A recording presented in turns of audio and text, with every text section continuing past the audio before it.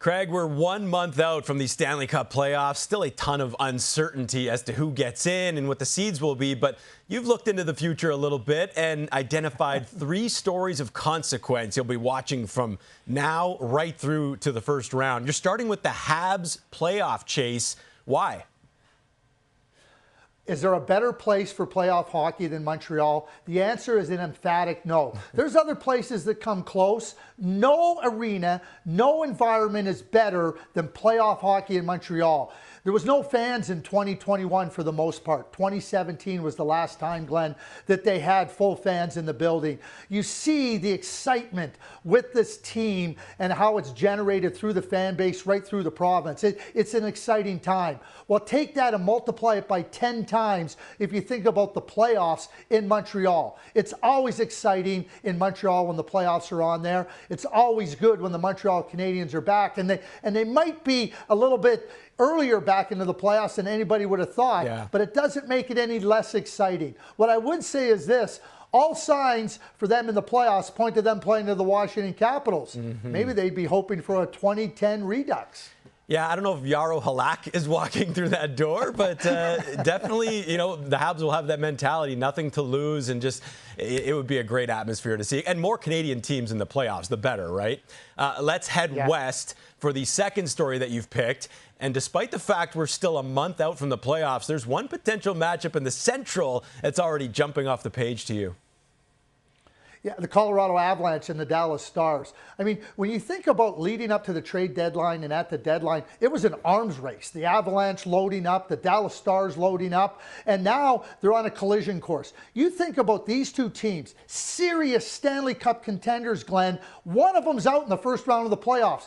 Just wrap your head around that. After all the work both these teams have done, admirable work, strong work, trying to give their team every chance to win. And now you sit down and think, I could be the team that's out in the first round. Now what? How do we answer to that? How do we deal with that? I mean, it would be massive disappointment, because when you're loading up your team in the manner that the Avs and the Stars did, it's with one idea. It's to win the Stanley Cup. And to come 3 rounds short of that after a first round matchup kind of leads me back to, should we get back to a 1 versus 8 playoff setup? I know that in some cases it's like that, but when you have 2 titans in the Dallas Stars and the Colorado Avalanche playing in the first round, it's must-watch TV.